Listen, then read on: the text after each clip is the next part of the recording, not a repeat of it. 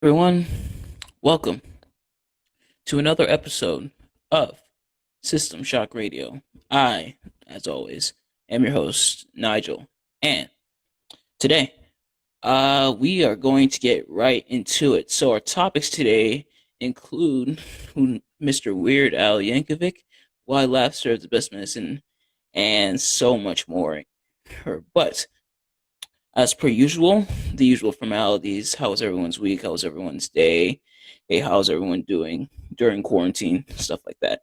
So, we're going to get started with the answer to last week's riddle. Now, to recap, last week's riddle was this: How do you make a six? How do you make six an odd number? So, six is an even number. How do you make it an odd number? And the answer to that is very simple. And actually, there's two answers. There's a bit more of a complicated one, and there's a much simpler one. So, the simple one is that you flip it upside down. Pretty easy stuff.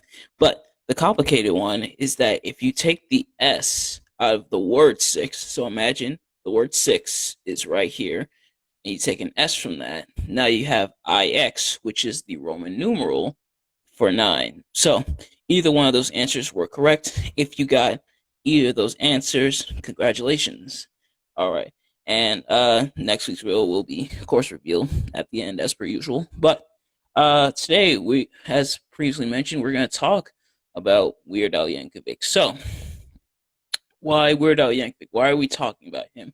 And that's because he's one of my favorite singers, and he's one of a lot of people's favorite singers. But he's not your average singer. He's weird, if you will. So, Weird Al Yankovic is mainly known for doing parody songs, and that is satirical songs of popular songs out there. So, he's done some for Michael Jackson, and Michael Jackson was a huge fan of it. We'll get to that in just a moment. He's done some for Nirvana, for Lady Gaga, for Madonna, uh, for Coolio, stuff like that. So he does parody songs, and what's so cool about him is that his songs, while they are parody songs, they aren't parodies of the singers themselves, with the exception being Smells Like Nirvana, which was the parody of Nirvana's Smells Like Teen Spirit, where he mocks the fact that Nirvana's lyrics are a bit hard to understand, which in actuality they kind of are, even though I absolutely love Nirvana. But for the most part, he's making fun of something else. For example, uh, during his parodies of, he did two notable Michael Jackson parodies, and the first one was Eat It, which is the parody of Beat It, and Fat, which was the parody of Bad. And during both of those, he's mainly talking about food and making fat people jokes. So, uh, while the songs are parodies of the other songs, in that they take the same melody, a lot of the lyrics sort of line up, the beat is pretty much the same. He's actually making fun of something else and not necessarily the singers themselves. So, it's pretty cool. And Michael Jackson also thought it was super cool because what Michael Jackson did was, for the Eat It video, he actually provided Weird Al Yankovic with some of the dancers that were in the Beat It video. But then for Fat, Michael Jackson actually provided Weird Al with the set that Bad took place on. And Michael Jackson allowed him to use the set, and the Fat video was filmed there.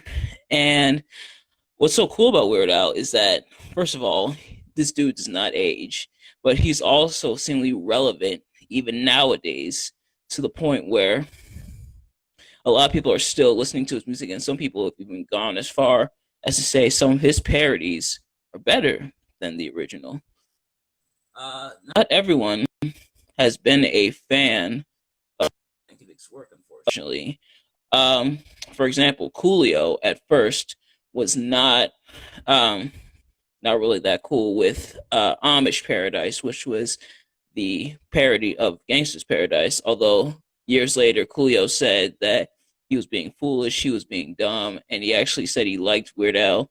Lady Gaga at first wasn't happy with the parody of Perform This Way, the parody of Born This Way, which I believe is also a bit of a dig at the singer, if I'm not mistaken. But Other people such as Prince did not let Weird Al um, parody their work, but for those who did, they got a good laugh out of it. Nirvana, the members of Nirvana were or apparently laughing hysterically at Weird Al parodying them. So, Weird Al, if you're out there, if you're watching this, which you probably aren't, love to meet you someday. And I'd have you parody one of my songs if I could sing.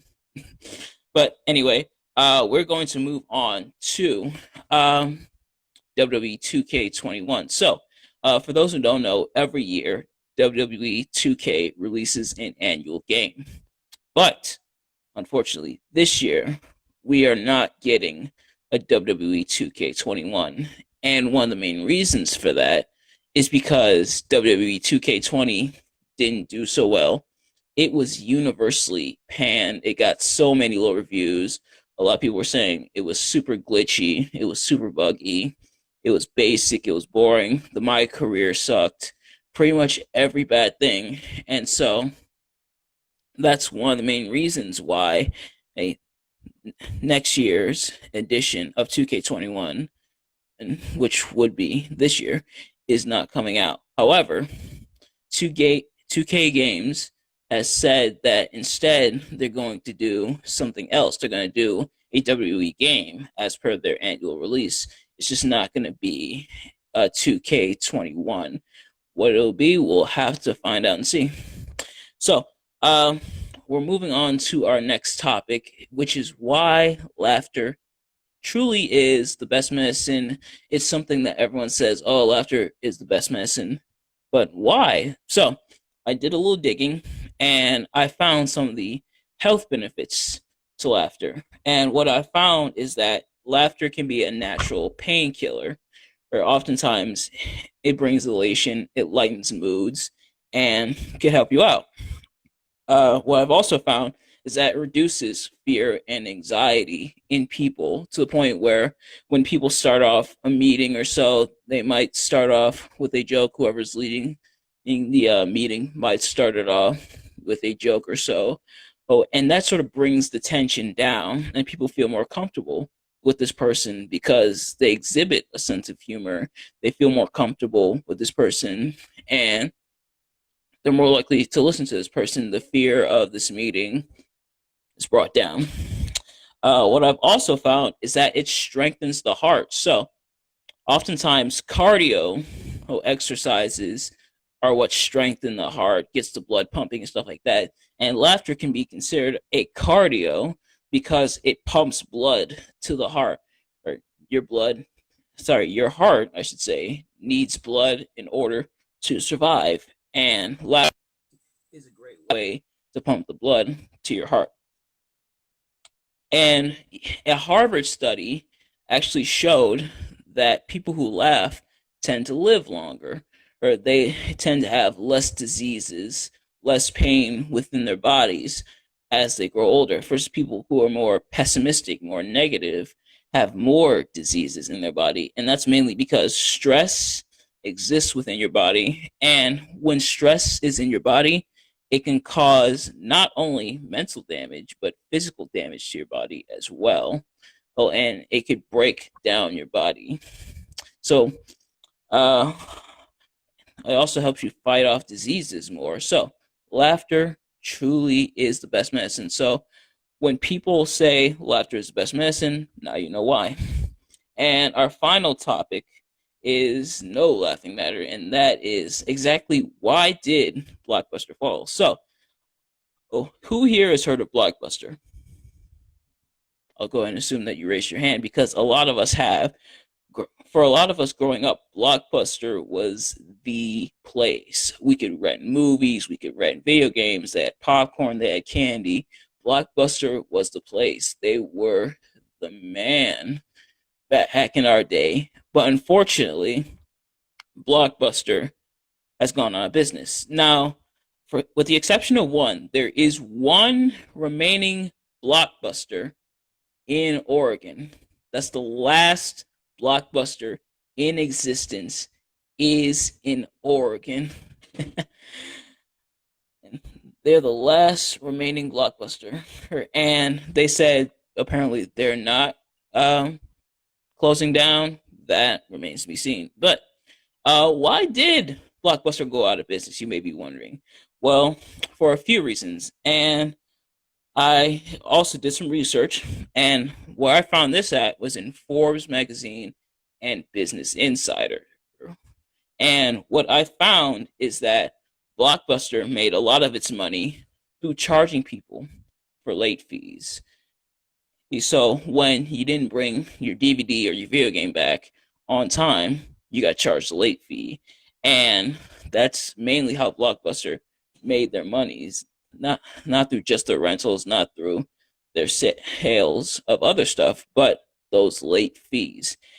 Now there was this other small company at the time that wasn't doing that. They made a subscription based program, and to where you could subscribe to it and have movies delivered to you.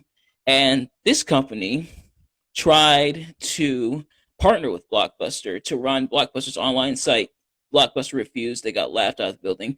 And then this small company offered to get bought out by Blockbuster. I'm not sure what happened to that small company. It was called Netflix or something. Not sure what happened to it. But Blockbuster apparently didn't want to do that, and they wanted to stay stuck in their old ways. They felt that there was no way that this whole movies come to you was going to take off. And then when Netflix went digital, Blockbuster said that's not going to work.